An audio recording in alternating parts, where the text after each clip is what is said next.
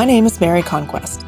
I'm your host for Safety Labs by Slice, the podcast where we explore the human side of safety to support safety professionals. We move past regulations and reportables to talk about the core skills of safety leadership: empathy, influence, trust, rapport. In other words, the soft skills that help you do the hard stuff.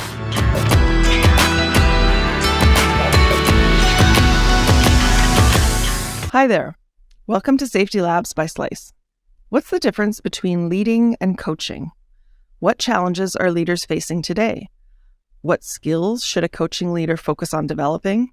And what does this all have to do with occupational health and safety? To help us explore this, I'll be talking to the author of The Coaching Leader: Essential Skills to Enhance Your Leadership and Develop Your People Every Day. Clifford Morgan is an organizational psychologist and leadership expert with over 15 years of service in the Royal Australian Air Force. He's trained hundreds of leaders, both in uniform and out, to use coaching skills to develop people and lead more effectively.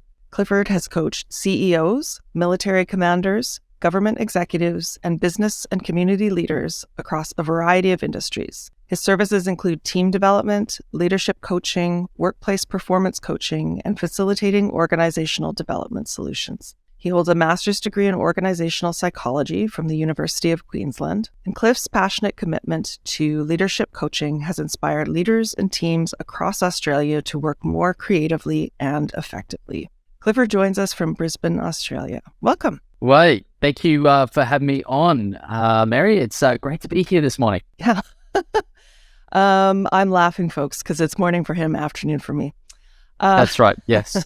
So let's start with some definitions.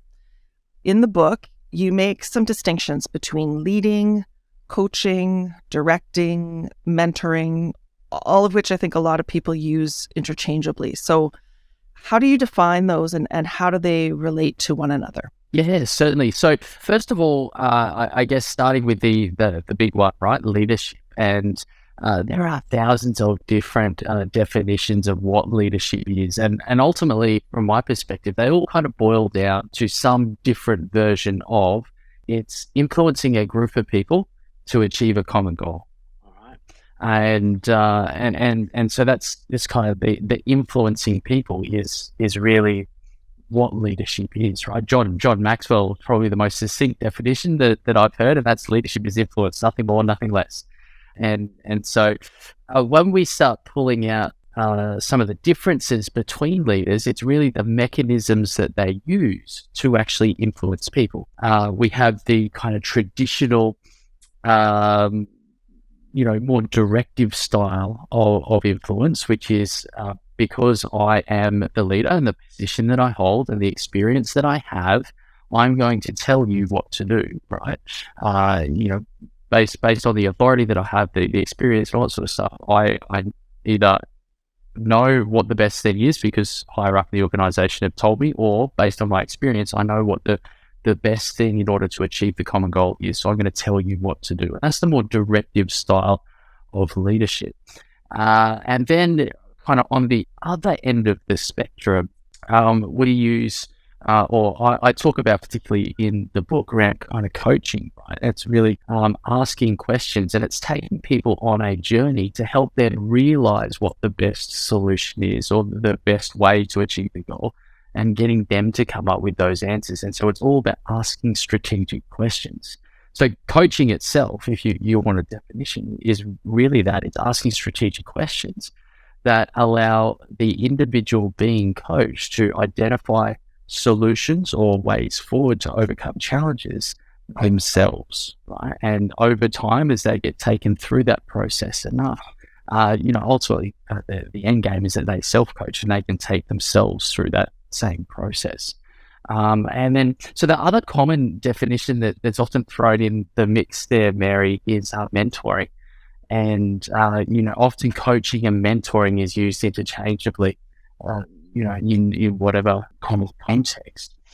And really the mentor difference between mentoring and coaching, right? A mentor, you go to a mentor for their advice. You go to leverage their experience in a particular area or field in order to figure out what your next move is. And so if you think about what some of the things mentors might say, is like, my advice to you is, based on my experience, I recommend that you do this. When I was in a similar experience, this is how I dealt with it.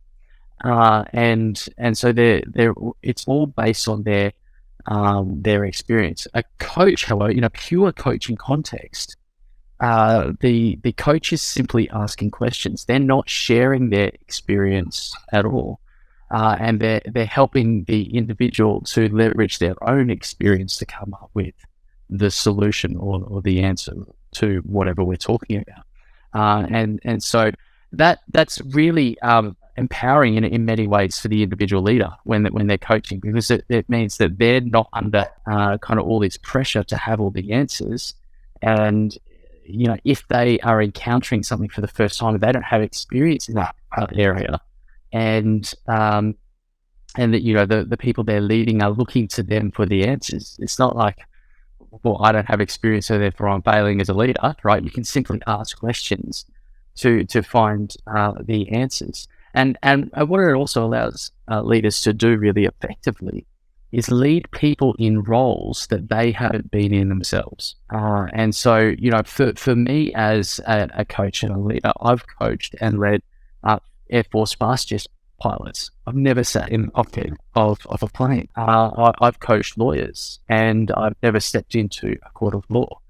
I've coached medical doctors, and obviously I don't have a medical degree. So, the skill set of being able to ask strategic and effective questions to draw out the answers in others allows you a greater agility and versatility as a leader to lead in a broader kind of context. So leadership is the overarching kind of banner. In terms of the mechanisms of influence, at one end, we've got very directive side of things, telling people what to do. On the other end, it's much more, it's the coaching approach. We're asking them questions to help them figure out what they want to do. And in that middle kind of piece is the mentoring side of things. And what I say is the coaching skills, wherever you need to sit along that spectrum, can enhance the way that you do those things. So, a colleague of mine, Air Commodore Ian Scott, had this great quote where he says, so good mentors will use coaching skills, but a good coach will never mentor. And so he's kind of taking that as a mentor. You can leverage your experience. You can use coaching skills to help people make the most of that experience. But a good coach, if they are pure coaching, will never kind of jump in and give advice. So that hopefully should clarify sort of where things sit for your listeners. Yeah, I have a spectrum in my mind's eye now between the sort of the directive on one end, the coaching on the other, and then the mentorship sort of in between. So that's if that's accurate, then excellent answer, because I understood. Yes, that's accurate. So you talk about leaders having a primary and a secondary level of responsibility. Can you explain to our listeners what you mean by that? Yeah, certainly. So in the book, I use the analogy of a captain and a first officer, an airline pilot. So I've got a grandfather, 2 uncles, 3 cousins, and a brother who are all pilots. So flying is in the blood, and I didn't end up flying, but I ended up in the Air Force for 17 years. So being around aviation is key to our family, I guess.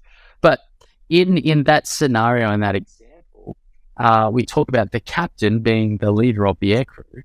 He has a primary responsibility, and in that case, it's to get the aircraft and the passengers from point A to point B safely. And he can choose to do that in 2 very different ways. He can take full responsibility for that and take full control of everything that happens to ensure that responsibility is carried out to the best. And that means he flies the plane and he lands it, and he makes sure he does everything to make sure it's done right and safe. But when I talk to my brother, who's a first officer, about the differences between a good captain and a great captain, he says the great ones always try and empower the first officers as much as possible. They'll sit back and allow the first officers to do as much flying as possible, so that they get the experience that they need to become future captains for the airline. And in that way, those captains, yes, they're taking overall responsibility for getting the aircraft and the passengers from point A to point B, but they're also taking responsibility for developing the captain's capability within the organization, within the airline. And so they are contributing to this pipeline of future captains that can come and, the fly aircraft and lead aircrew and whatnot for the airline. And that's true in any organization in any context. If you're a leader, really, you have a kind of a primary role of influencing people to achieve a common goal, to drive performance from the teams and the people that you lead. But at the same time, you also have this responsibility to develop the future capability within the organization, to create this pipeline of leaders, so that as the organization kind of grows, or as you move on as a leader, you've got someone who is ready to step up and fill your shoes or meet the requirements of the organization. So I talk about the two primary responsibilities, one being performance, but two being the organizational capability development or the leadership capability development as being really important from a leadership perspective. And if I'm honest, and my perspective is that if you are looking to ensure the sustainability of the organization and achieve high performance over the long term, it's actually the leadership development that needs to be really the focus, I guess, or have a really intentional focus, because performance can go up and down, and it's dependent on a whole lot of external factors and that sort of thing. But you can always invest into people, you can always develop leaders, and the more that you do that, the greater leadership capability at every level in the organization. If you've got every level of the organization driving performance, not just some leaders up the top and everybody else following, then the performance over the long term is always going to be. So that kind of overlays really nicely with the idea of directive versus coaching, right? In directive leadership, as you talked about, you are meeting that primary responsibility. But with coaching, you are also educating in a sense, or very much so. Enabling someone to educate themselves is maybe a little more accurate. Yeah, 100%. So how do you think leadership and coaching development are most relevant? I'm sure they're relevant in many ways, but most relevant to health and safety professionals?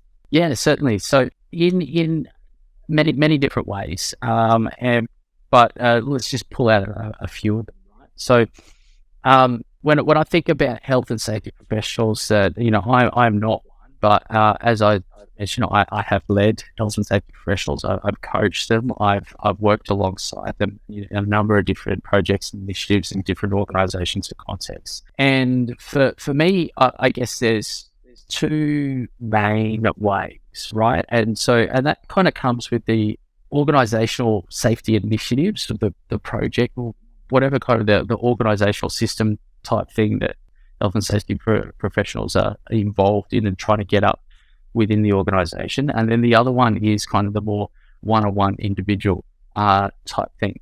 And so going to the organizational one, you've often got to get people on board with those initiatives, right? And you've got to, you say, okay, cool, here's the initiative. This is what we're going to do. We're going to roll this out. And if people aren't on board, then you just hit resistance the entire time. And it's really hard to achieve anything that you're trying to with that initiative. So from a coaching perspective, right, again, it's asking strategic questions. Now, one of the things that I'm passionate about is I'm not trying to create a bunch of executive coaches. I'm trying to create or equip a bunch of leaders who have coaching skills to use. Now, in this kind of context, a health and safety leader would be potentially, if they're using coaching skills, asking questions to get people to think about what is this initiative trying to achieve? What are the second, third, fourth order effects, right, of what things are doing? how are the changes that are going to result from this initiative going to benefit whoever you're talking to, whether that's a group or whatnot, and what are some of the consequences of not changing, right? Is often, so often we focus on here's what we are doing and here's what we're moving towards, and let's go and chase this.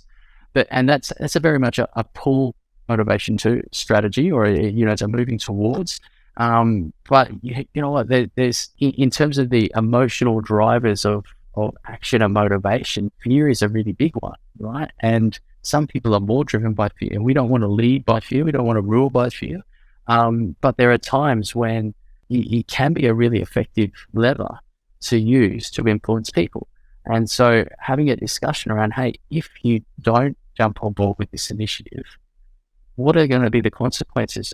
And just asking questions to tease that out. And actually, you're not telling them anything. You're not saying, hey, if you do this, this is the consequence, and you're hitting them with a stick.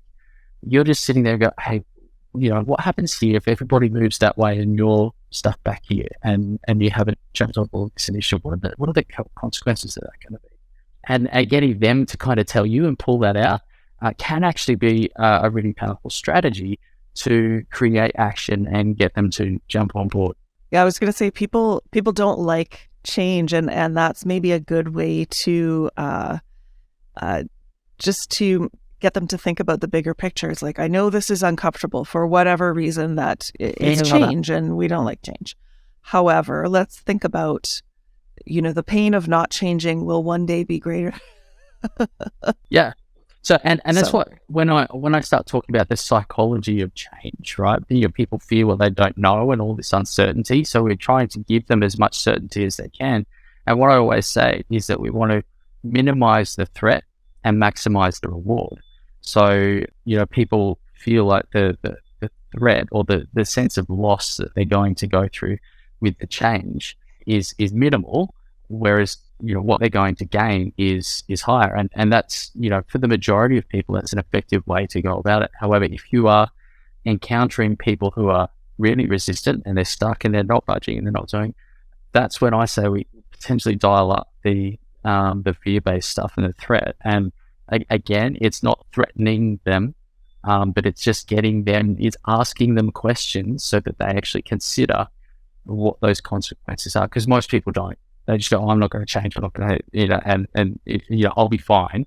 But they don't actually stop and consider what are the second and third, fourth order effects of the decisions that they make. And so really what coaching is trying to get people to think in a different way from a different perspective. And so, that's just the context of how you're getting them to think in a different perspective. The other kind of way that I mentioned, sorry, were you going to say something, Mary? No, I'd like you to finish this and then I'll get back to it. Okay, cool. So I was just going to say the other way that, from a health and safety perspective is the one-on-one interaction. It's not necessarily related to organizational initiatives, but it's the one-on-one. And that can, from the two most common kind of scenarios that I've dealt with in this space is one where other leaders or people in the organization are not willing to take responsibility for some of the safety risks and things in their world. And that's health and safety's job. And so again, a really good safety leader who's got coaching skills in their leadership toolkit can then approach that and go, okay, cool. So just run me through this. All right. So who's, it might be whose area it is, does this risk fall in? Ultimately who's responsible for this particular area? What do you think, what do you think is part of your responsibility? You're asking them all these questions, again, getting them to think. And if you're able to say, well, hey, ultimately I'm the leader of this particular area, and, I'm actually responsible for what goes on in this particular area and with this particular team. And therefore, ultimately I realize that the risk now lives with me. Then what you can do is actually facilitate a sense of ownership in the leaders that you're talking with around some of the safety risks, and therefore they're taking action on them, which results in better health and safety outcomes, but it's also a reduction in workload on the safety leader, right? Which is always a big benefit. The other one is around some of the more wellbeing type scenarios, and just coaching people and getting people to think about, well, hey, what does good wellbeing look like for you as an individual? Because that is quite it differs from individual to individual. What refreshes somebody, helps them to recover from work and boost them up and that sort of thing is, for me, it's going to be very different for you. And so and often people will come and they might confide in the safety leader and say, hey, I'm actually having a really hard time here. And the safety leader doesn't have to have all the answers, right? Because that could be, that's my job as a psychologist. It's not their job. So it's just a matter of having some skills for questions to ask and say, hey, well, what have you done in the past when things have been really stressful that have made you feel better and be able to cope with stress more? How could you do some more of those things, in the current season? What would you need to put in place in order to be able to, engage in those activities a little bit more? And you can see those questions, you don't have to be a psychologist to ask them, and, you're actually not telling them anything. And so it's, one, there's you can't get done for giving advice around something that's not your area of expertise. But two, you are actually genuinely helping that individual in front of you to figure out what they need to do in order to,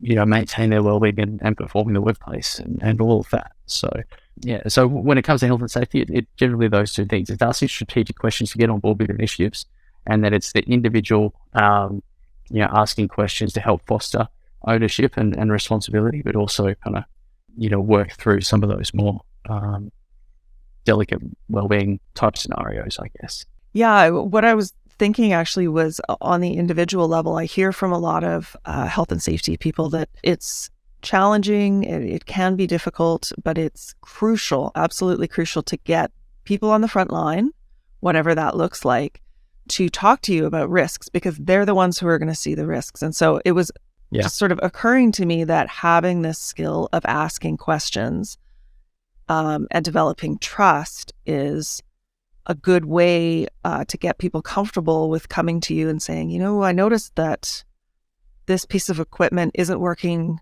quite as well as it should, or whatever risk that they see. Yeah. So I was thinking those skills would be helpful in that scenario. Yeah, 100%. And if you're consistent in using them, what actually happens is people, because you're asking strategic questions to get people to come up with the answers. So they're going to have insight, right? When people have a flash of insight, one of those penny drop moments and things like that, they actually get a spike of dopamine in their head, right? Which is, what we associate with feeling good. So, and if you're kind of consistently asking these questions, people are consistently kind of having insights whenever they speak to you, they're actually going to walk away saying, I actually feel really good about that.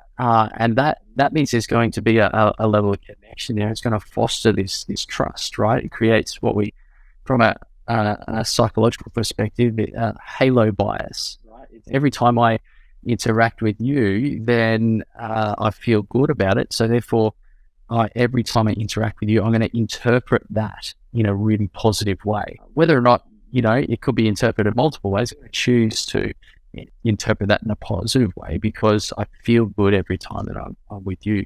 And that's, very much it underpins the building of trust in a lot of ways. So, crucial in those scenarios. Okay. So let's now zoom out a little bit. And I'm sure the audience, will be hearing all this stuff. We'll be talking about leaders, but of course we're talking about safety leaders, but as it's wider than that and it affects others, then we'll just be talking in terms of leaders. So my next question is, what are the main challenges that leaders in today's workplace are facing? Yeah. So there's so many, right? It's a tough time to lead. You can pick a few. That's right. It is a tough time to lead. One of the two big ones that I'll pull out, right? One is that a lot of people they don't know what good looks like. Whether, they've never seen a really great leader who coaches and develops their people as well as builds performance. And so they don't necessarily have an idea in their mind of what they're trying to emulate, or, they don't necessarily have a great role model. They might see people, on social media or know of people who are great leaders, but they probably haven't actually been led by them. And so they haven't been close to them to see how do they actually run a meeting, how do they have a difficult conversation, how do they, use coaching skills in the small moments to, lay the foundation for be able to use it in the big moments and all that sort of thing. And so they, in many ways, they know they should be developing people, but they don't necessarily know what they're trying to do and achieve, right? So that's probably one big challenge for a lot of leaders today. The other big one that I get all the time, and it is a reality, it's that I don't have time to coach. Yeah, that's right. I mean, we are so busy, we are so connected. Our to-do lists are a mile long, and they just kind of keep growing. Right? The calendar's full.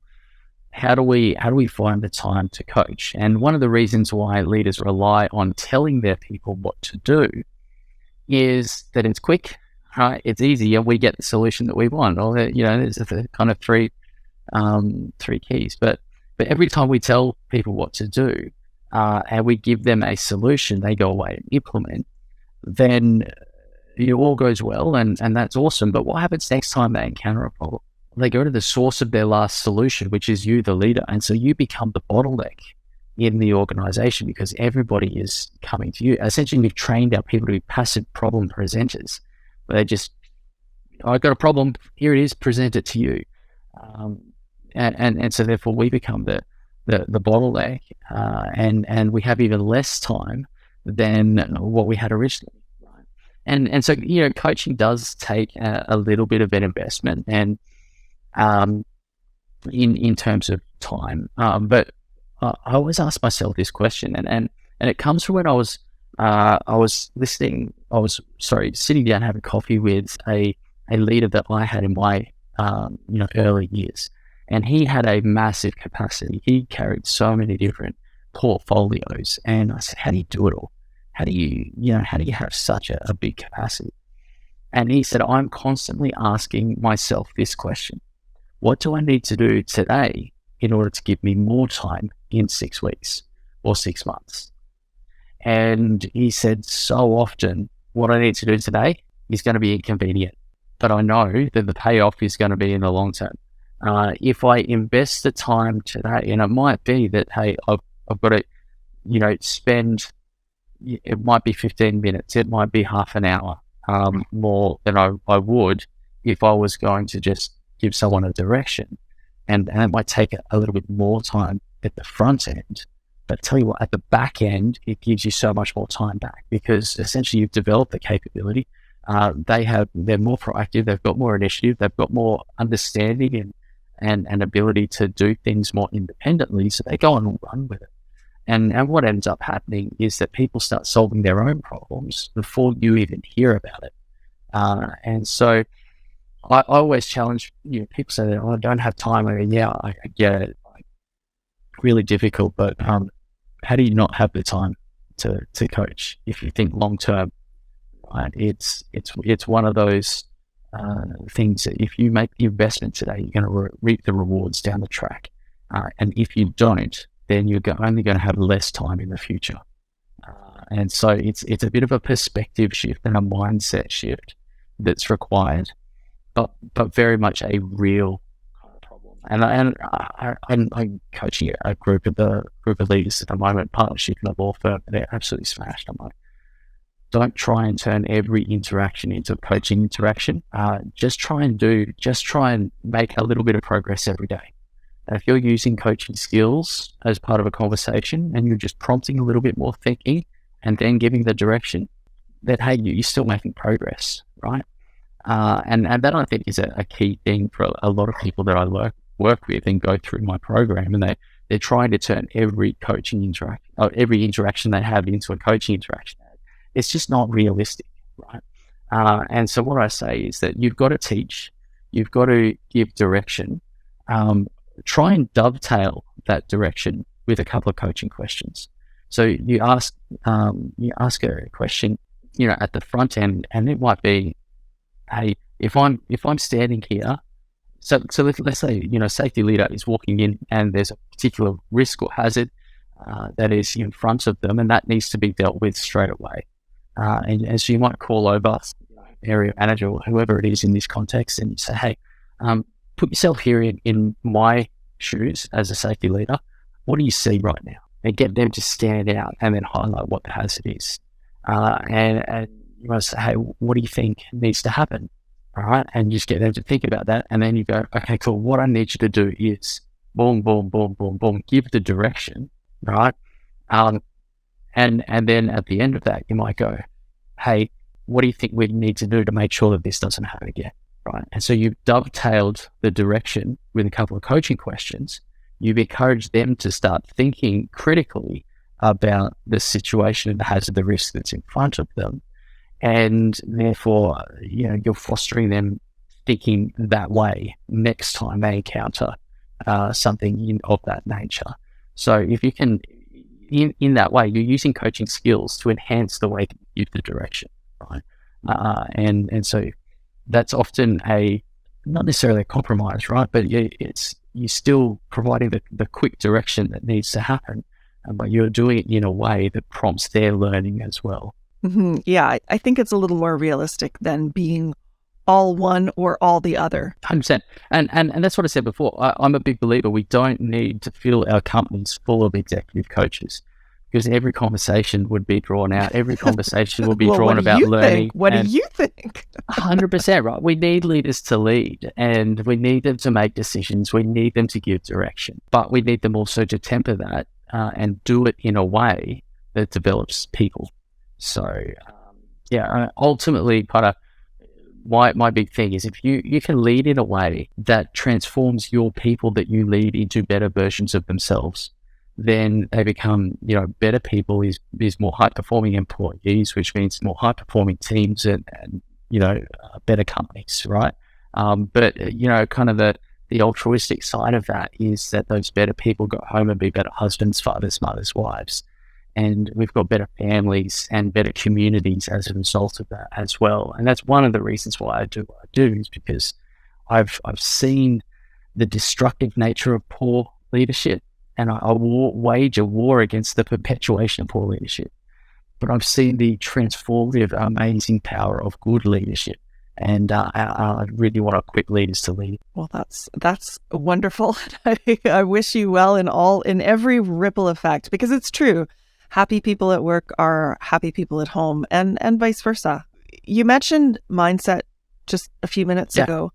What role do mindset and skill set play in leadership development? Yeah, so really critical, right? And kind of mindset allows you to employ your skill set in the most effective way possible. Skill set obviously is what you do, the mechanics of coaching, which is, a lot of it is, I talk about, effective listening. You've got to listen to, what questions to ask. It's then, how do I ask effective questions? What are the models that I might use to communicate, some of the concepts that I'm talking about, or to get people to do all of that. So that you can do all that really effectively, right? However, if your mindset is not supportive of that, then people don't pick that up, right? There's going to be an inauthenticity there, or an incongruency around the way that you're doing it. So if you're using coaching techniques and strategies, but you actually don't believe that the individual in front of you is capable of, achieving high performance or doing more, you don't believe in kind of the coaching methodology, then you're not going to, it's going to come across in the way that you ask the coaching questions.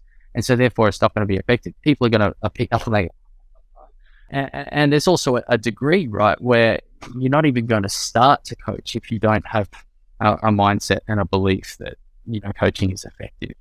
So, I talk about a couple of key elements of the mindset of effective leadership. Affecting coaching leadership. And one is a long-term focus, right? We've kind of spoken about the investment now brings the rewards tomorrow, and so that's kind of a foundational component of it.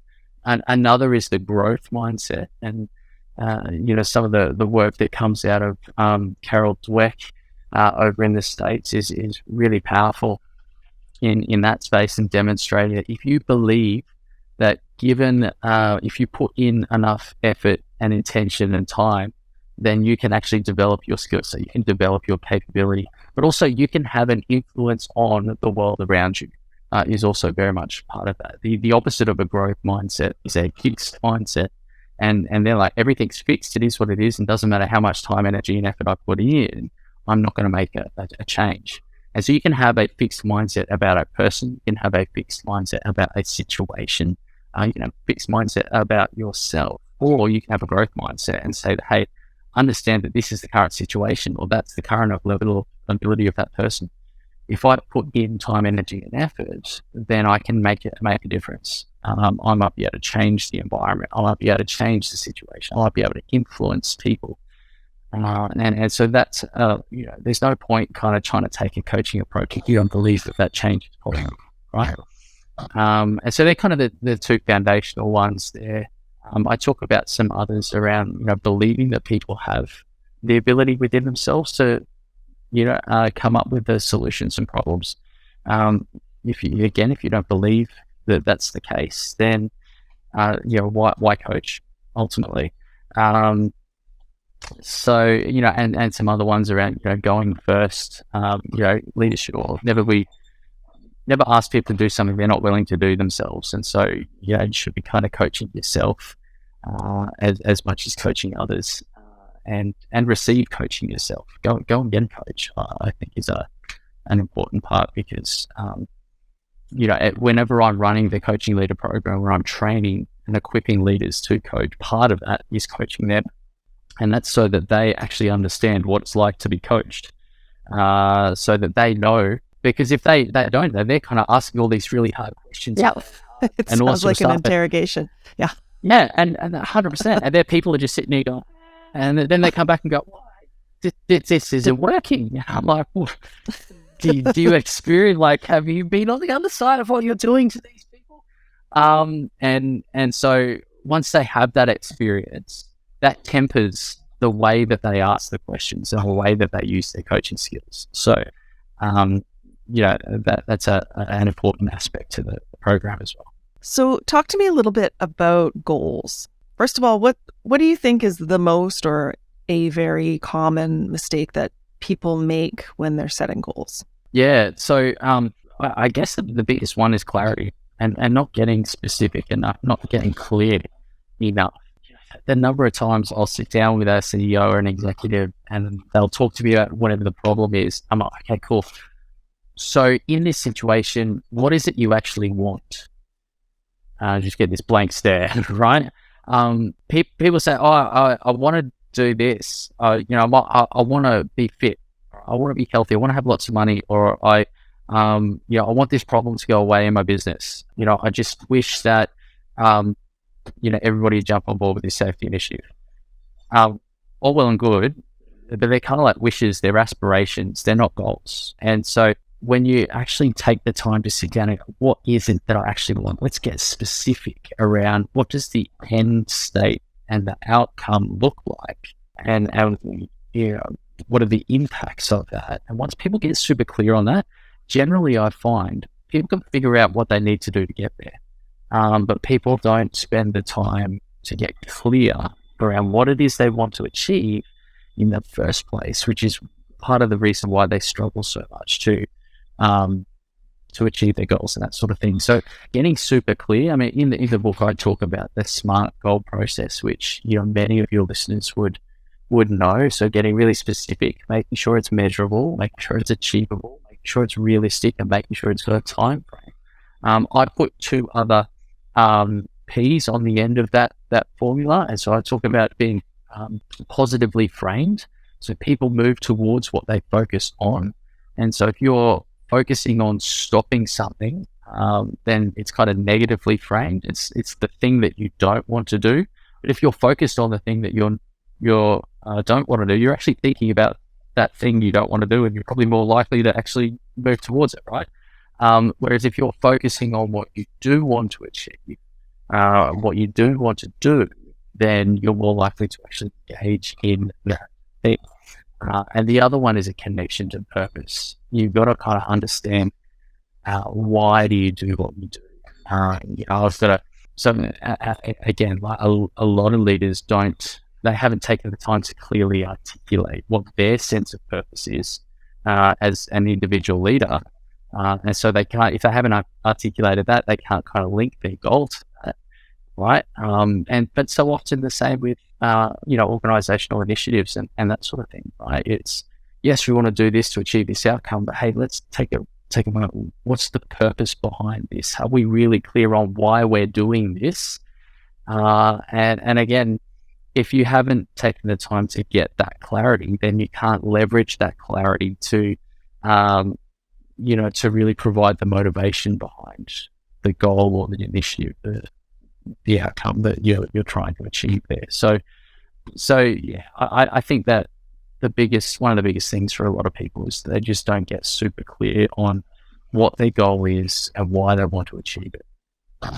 When people do, generally I find that they can figure out what they need to do to achieve it once they've got that level of clarity. Yeah, I think I've heard that before, and along with the idea that, and if you don't have an idea how to do it, there's this thing called the internet. No matter what goal you have, there will be information that will help you get there because someone else will have done it. Yeah, and it's so often people come to me and we're talking through in a coaching session around, hey, I want to achieve this, but I've got no idea how to do it. Right. And again, if I'm taking the coaching approach, I don't want to tell them what to do because that makes them rely on me or somebody else telling them how to achieve their goals. And so it's a matter of, okay, where could you find out? Who could you speak to? What processes could you go through in order to find out what you need? What do you need to learn, and where could you learn that in order to achieve your goal? Right. And so you're asking all these sorts of questions, and again, people just, it's well within their capability to do all of that. They just haven't thought about it, right? And so that coaching approach is getting them to take a step back and potentially to the side, viewing it from a slightly different perspective and saying, well, you know what, I could jump on the internet and watch some YouTube videos about that particular topic. I could, I know this particular person who's done that in the past. I probably could go and grab coffee with them, but they haven't actually thought about that because they're focused on the problem, right? So often, a good friend of mine, Daryl Stubblefield, taught me a long time ago. He taught me this concept of if you lock onto a problem, you lock out solutions. And so what you need to unlock from what you're currently focused on so that you can open the doors, take the blinkers off, and then see all the possible solutions that are available to you. And I think that's so often the case. Talk to me about coaching across different levels. So by that, I mean coaching up, coaching down, and I assume there's a sort of coaching laterally as well. How do you kind of define those, and do they require different skills? Yeah. So often, it doesn't necessarily require different skills, but it's how you employ those skills that changes, right? There's a different context. And so you've just got to employ the same skills in a slightly different way to match the context that you are in. So when people think about coaching, they always just think about coaching down, right? The people that you lead, and that's natural. That's kind of and for the majority of leaders, that's where they use coaching skills the most. But when we start talking about an organizational coaching culture, I guess that's where, yes, formal coaching occurs in terms of the one-on-one, but there's a whole lot of informal coaching that occurs. And coaching skills are used as a support mechanism and a natural way of interacting, sideways and upwards. I coach a lot of people around coaching up, right? Coaching their leader, coaching their manager, and particularly if you've got a difficult manager, or you've got one of those leaders who it's got to be their idea, right? So often, coaching skills are great in that context, and one, it allows you to get absolute clarity and aligns yourself, and so. You can come to your leader and say, "Hey, boss, you gave me this particular task. I just want to get clear on a couple of things. So I know I'm meeting your expectations and we're achieving what we need to. So the outcome of this particular, having thought about it, the outcome of this particular task, the thing that we're trying to achieve is whatever it is that right? And then you might go, okay, cool. So what I've thought about the kind of context of reality that we're operating in at the moment, and these are the major considerations that we need to take into account. Have I missed any? And then you might go, all right. So if that's the case, I've thought about these 3 different particular courses of action, and I've had a thought about the pros and cons, and I reckon this one is the best one, and this is why, and this is what I do to start implementing that. Does that align with your thinking? All right. And so essentially what you've done there is you've gone through the GROW model, which is a coaching model that's outlined in the book, but you're kind of reflecting that back to your leader, and you're giving them the opportunity to have input. You're not telling them what needs to be done. You're just asking their questions to draw some of that out of them. And at the end of that conversation, you're both 100% aligned on what you're going to be doing and achieving, and how you're going to do that. So, you can walk away with confidence that, and your leader will have confidence in you, but 2, you can have confidence that they're going to be happy with kind of what you've delivered, right? And you have a whole lot of influence around that, because you can highlight what you consider to be the most important considerations in that particular context, and you can promote what you think the outcome should be, and because the reality is, unless your leader's pretty switched on, they probably haven't thought about what the end state and the outcomes are, right? If they're like most leaders, they're so busy, they're going, okay, cool, we've got to do this, we're going to give that to you. They haven't actually thought through everything. So if you do that thinking first, you can shape their thinking when you reflect that back to them. And so using all these coaching skills to influence, to clarify, to align, and all that sort of stuff. And I've used that myself. But a number of my people that I coach, the executives I coach, they come back, oh, that was amazing. So it can be, and I think that's particularly relevant for safety professionals, right? Because so many safety leaders will report into leaders who have come up from other disciplines. They're executives. They might hold the health and safety portfolio, but they're probably not a health and safety person in many cases. And so they may not prioritize the same, considerations, or, hold the same set of priorities that, career health and safety professionals will. And so you will have to kind of shape and influence in order to make sure the organization is prioritizing some of those safety considerations. And, from my perspective, coaching skills are a great way to do that. It occurs to me too that it would be a really good way to pull out unspoken assumptions, because we all have assumptions that we go by, and we're not always aware that we're making assumptions until someone says, is there something I'm missing? And you say, well, you're missing this particular thing. And oh, well, why is that? That it pulls out just some things we've assumed that maybe should be spoken, even if they're correct, whether they're correct or not, right? Yeah, it's making the implicit explicit, and in yes, that when you do that, it clarifies, understand everybody's on the same page, right? And so often, if you're inferring intent, or you're making assumptions, or we know what happens when you're making assumptions. Yes, we do. Yeah. Okay. Well, Thank you so much. I have to move on towards the ending questions here, but this has been really interesting. But I have some more questions that I think are always interesting. I ask every guest these. So don't be scared. No. The first one is I'll be calling it the University of Clifford. So if you were to be tasked with training tomorrow's safety professionals, what kind of, and then let's put aside all technical skills that they need to know, what kind of soft skill training would you give them? I think coaching is a fairly obvious answer, but is there anything within that that you think would be particularly useful? You're a massive believer in coaching, and I think coaching is going to help and enhance everything that you do. So putting that aside, I think two things.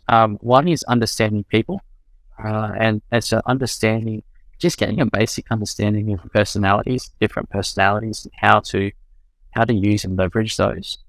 And the second one is just communication, presence and confidence, and how do you communicate effectively, and speak effectively. And while we're not expecting, safety professionals to, jump up on a stage and speak to 1,000 people, the ability to speak clearly and confidently, when you are, that inspires confidence and competent, or a perception of competence, and therefore confidence in you. And if you're spruiking I shouldn't use the word spruiking, but if you're, trying to get people on board with a particular safety initiative, and you're coming across as, you're really nervous, and you're not coming across as a competent professional, then they're not going to have faith in the initiative. So the ability to speak really clearly and confidently is a really important skill set for professionals in that context. And I think that the bridge between the two, right, understanding personality and communication, I talk about the underlying principle of influence is understand the priorities of the individual or the audience that you're speaking to, and then frame your request as a contribution to their priorities. So that priority might be personality based, it might be role based, it might be values based. But what's important to them, if they understand what you're asking them to do, is you're going to get them more of what's important to them, what they've already bought into. They'll buy into your request. So that's what those couple of areas. Okay, great. And if you could go back in time to the beginning of your career, is there a piece of advice that you would give young Clifford? So there's a couple. One I would say is buy more coffees is often the one, and yes, I love coffee, and drinking too much is probably not good for you. However, it's an amazing having coffee with someone is amazing to, one, build your network, so that you get to know a much broader range of people. You get to learn from a much broader range of people, and the number of opportunities for you increase exponentially with every person that you have coffee with, right? But the other thing is, it's a really great way to build connection and to build relationship, to build trust that we were speaking about before.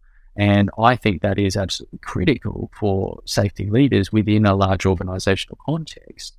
They need to have some of those relationships. Right? They need to get safety initiatives off the ground. They need to get individual executives to champion their initiative in order to get movement from their teams and departments.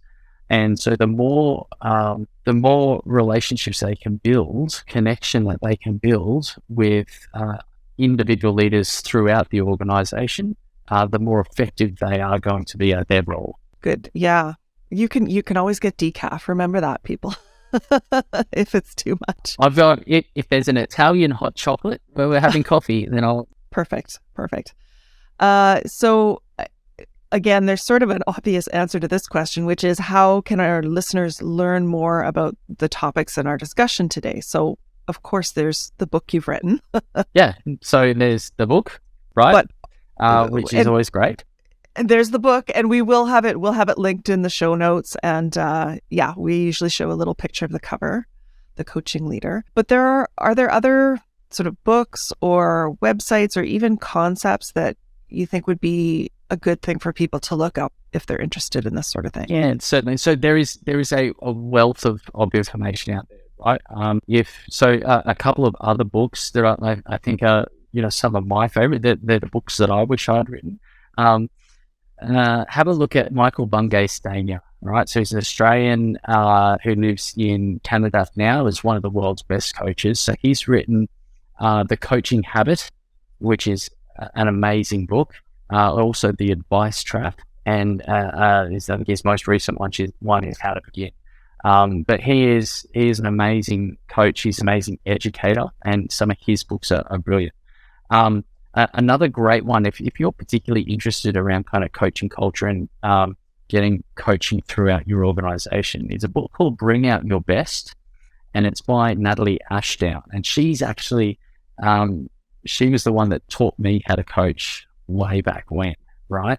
And so she's an amazing coach herself, but her book, Bring Out the Best, yes, it covers some coaching skills and that sort of thing, but the main focus is how do we build a coaching culture? How do we get coaching into the workplace? And if that's, particularly if you're thinking about how do I apply coaching and developing capability, and getting people, using it to enhance safety initiatives and, more systematically, I think that's a brilliant one.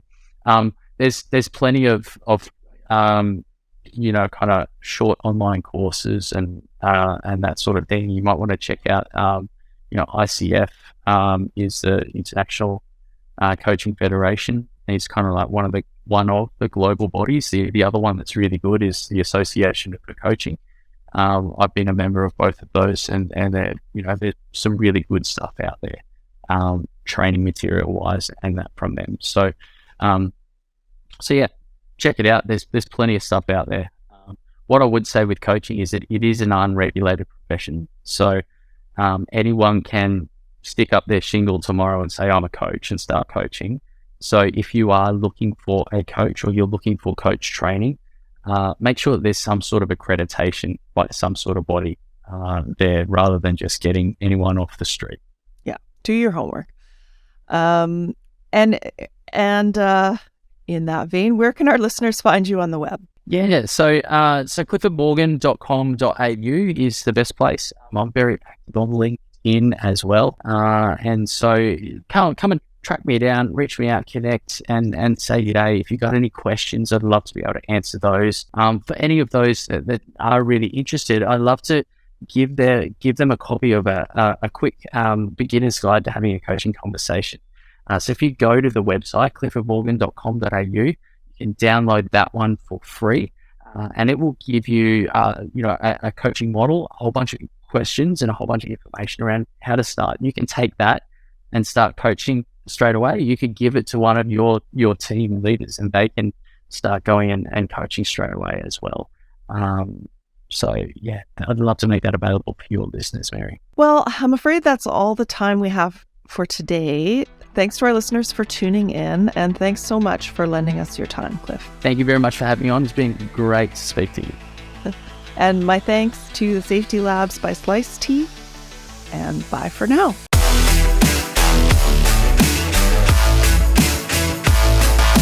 Safety Labs is created by Slice, the only safety knife on the market with a finger-friendly blade. Find us at sliceproducts.com. Until next time, stay safe.